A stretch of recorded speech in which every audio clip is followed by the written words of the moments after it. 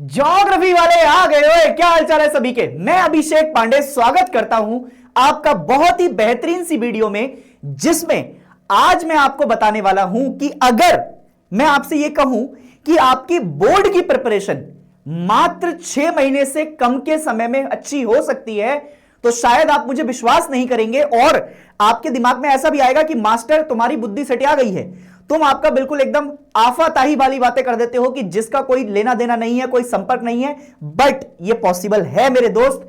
इसीलिए आज मैं तुम्हारे सामने आपका खड़ा हुआ हूं और यही बताने के लिए कि अगर तुम आपका राइट स्ट्रेटेजी अपना लो और तुम्हारे पास आपका सही डायरेक्शन है, तो तुम्हारे पास बहुत सारी चीजें बिल्कुल एकदम राइट डायरेक्शन में जा सकती हैं और तुम्हारी प्रिपरेशन मात्र 6 महीने से कम समय में रॉक सॉलिड हो सकती है। कैसे हो सकता है ऐसा?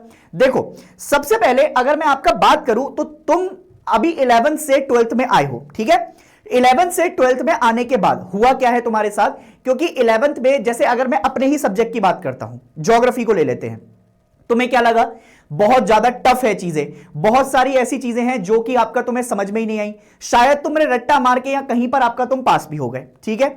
बट होता क्या है कि हम जब 11th से 12th में आते हैं तो हमारे मां बाप और हमारे आपका आस पड़ोस के लोग हमें इस बात से पहले से ही इत्तेफाक करवा देते हैं कि तुम्हारे इस साल की आपका प्रिपरेशन जो होने वाली है वो तुम्हारी पूरी जिंदगी काम आने वाली है। कहीं पर भी बैठोगे, ये 12th की जो मार्कशीट तुम्हारे काम आएगी वो तुम्हारे पास पूरी जिंदगी भर साथ तुम्हारा देने वाली है।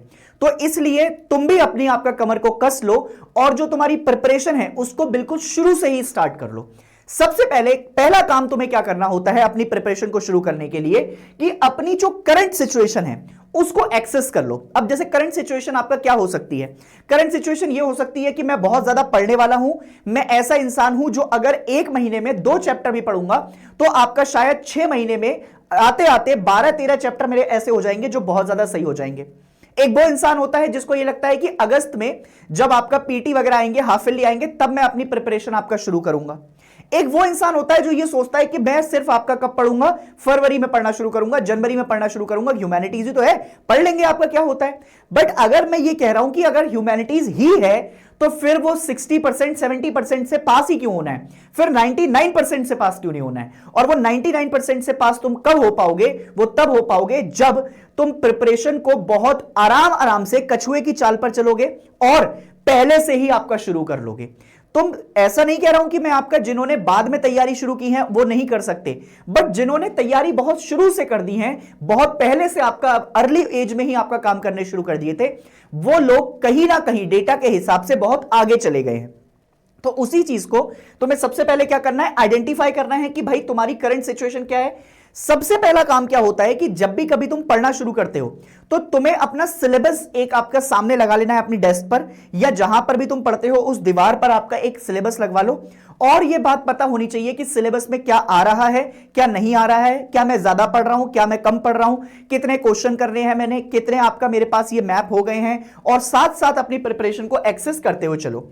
इन दोनों चीजों में तुम्हें आपका एक बात समझ में आएगी कि अगर जैसे ज्योग्राफी में 2 किताबें हैं तो दोनों में से कोई एक किताब तुम्हारी बहुत ज्यादा अच्छी होगी और एक किताब बहुत ज्यादा कमजोर हो सकती है या फिर एवरेज हो सकती है।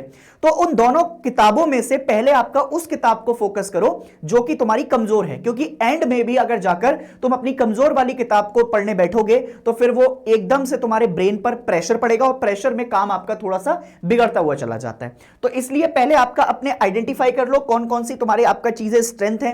क्या तुम्हारी आंसर राइटिंग स्ट्रेंथ है? क्या तुम एक रात में आपका पढ़कर पास हो जाते हो?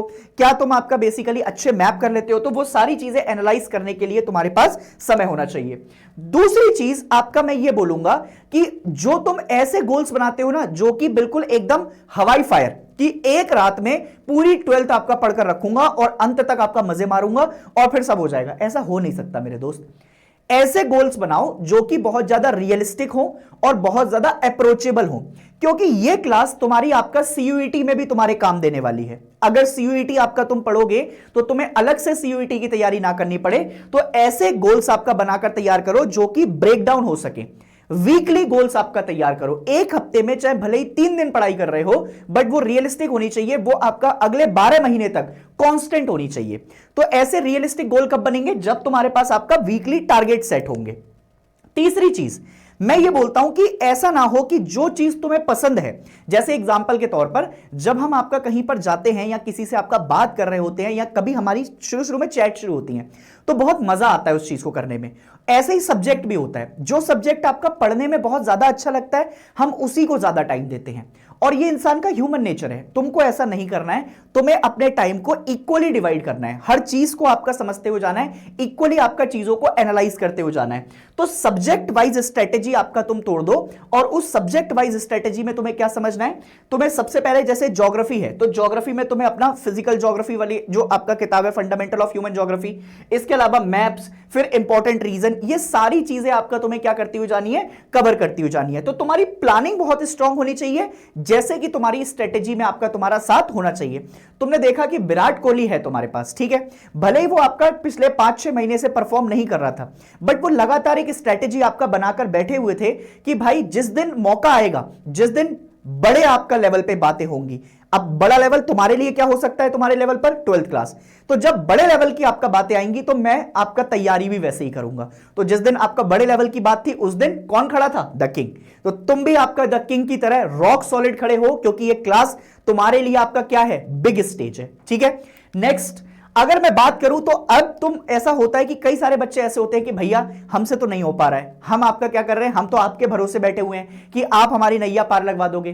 तो उन्हीं लोगों को ध्यान में रखते हुए हमने लॉन्च किया है दी प्रारंभ बैच, और ये इंडिया का मोस्ट अफोर्डेबल एंड तुम्हारी प्रिपरेशन को रॉक सॉलिड बनाने वाला बैच है। हम लगभग अक्टूबर नवंबर तक तुम्हारी सारी चीजों को आपका कवर कर देंगे इस बैच के अंदर। तुम चाहो तो अभी इसके बारे में इंक्वायरी भी कर सकते हो, आप ऐप में जाएंगे वहां पर आपको यह बैच दिख भी रहा होगा, और उसके अलावा तुम अपने आपका जितने भी डाउट्स है वो यहां पर आपका पूछ सकते हो। उसके अलावा नेक्स्ट चीज होती है कि रेगुलर प्रैक्टिस। रेगुलर प्रैक्टिस क्यों इंपॉर्टेंट होती है, क्योंकि अगर तुम एक दिन आपका पढ़ लिए और अगले 2 महीने पढ़ाई नहीं करी तो तुम्हें क्या लगता है कि तुम्हारा दिमाग इतना अच्छा है कि तुम आपका 4 महीने बाद भी उस चीज को पढ़ोगे तो याद आ जाएगा? Answer is no. हमारी टेंडेंसी होती है भूलने की, हम आपका एक चीज को पढ़ते हैं तो फिर भूलते हुए चले जाते हैं, क्योंकि दिमाग में बहुत सारी 100 तरीके की चीजें चल रही होती हैं। तो कोई भी चीज अगर तुमने आपका शुरू की है एक बार तो उस पर कंसिस्टेंसी बनाकर रखो, उसको रेगुलरली आपका बेसिकली करते रहो।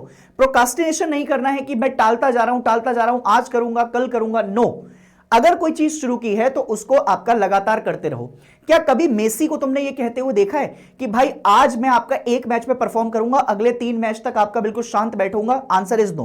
वो लगातार प्रैक्टिस करता है, क्योंकि उसे ये पता है कि अगर वो लगातार प्रैक्टिस करेगा तभी वो at the age of 40, at the age of 35 अच्छे से खेल पाएगा। महेंद्र सिंह धोनी अगर तुम देखोगे तो आज भी आपका वो अपनी इतनी एज में होने के बावजूद रेगुलर प्रैक्टिस करते हैं, जाते हैं, चीजों को एनालाइज करते हैं और फिर आपका अच्छा होता जाता है। ऐसे ही आपका रिवीजन एक बहुत बड़ी चीज है।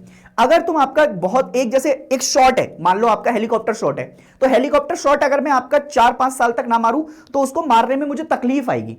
तो अगर मैं रिवीजन ना करूं तो उससे होगा क्या कि मैं जो चीजें पढ़कर आया हूं वो शायद भूलता हुआ चला जाऊं। तो मुझे अपने रिवीजन पर लगातार फोकस करते हुए जाना है। अगर मैं रिवीजन को अच्छा बना लूंगा तो उससे होगा क्या कि अगर मैंने किसी चीज में मिस्टेक की है, मैं किसी आंसर राइटिंग में मिस्टेक कर रहा हूं, कहीं पर मैप में गलत लगाने में मिस्टेक कर रहा हूं, तो वो चीजें मेरे आपका समझ में आ जाएंगी। और जब मैं एग्जाम में बैठूंगा तो वो एग्जाम में पहले क्या हो जाएगा, मेरी चीजें थोड़ी सी आसान हो जाएंगी, मुझे फिर वो गलतियां एग्जाम टाइम पर दोहराने को नहीं मिलेंगी।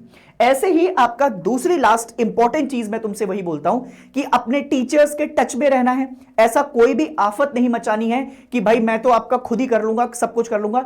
टीचर्स से कांस्टेंट आपका टच में रहो, वो तुम्हें बताएंगे क्योंकि उनके पास अनुभव है। एक वो इंसान जिसके पास अनुभव होता है या फिर एक्सपीरियंस होता है, वो ज्यादा अच्छे से तुम्हारी चीजों को बता सकता है, कैसे आंसर लिखने हैं, क्या चीजें कर सकते हो जिससे तुम्हारे आपका फायदे में हो।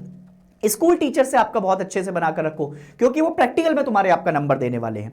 तो ये सारी चीजें अगर तुम आपका करते हुए जाते हो तो मैं ये मानता हूं कि तुम्हारी प्रिपरेशन 6 महीने से कम समय में बहुत अच्छी हो सकती है, बहुत रॉक सॉलिड हो सकती है, और तुम अपने इस बिग स्टेज पर जिसके लिए तुम आपका पूरे 11 क्लासेस से वेट करते हुए आ रहे हो, बहुत अच्छा परफॉर्म करने वाले हो। ये मेरा वादा है तुमसे। सब कुछ मैंने तुम्हें इस वीडियो में बता दिया। फिर भी कोई डाउट हो तो कमेंट सेक्शन में लिखकर जरूर बताना। खुश रहो, मुस्कुराते रहो और अपनी प्रिपरेशन को आपका जल्दी शुरू कर दो ताकि तुम्हारी प्रिपरेशन आपका रॉक सॉलिड हो जाए। मैं मिलूंगा आपको साथ में इस बैच के अंदर, तब तक के लिए जय हिंद।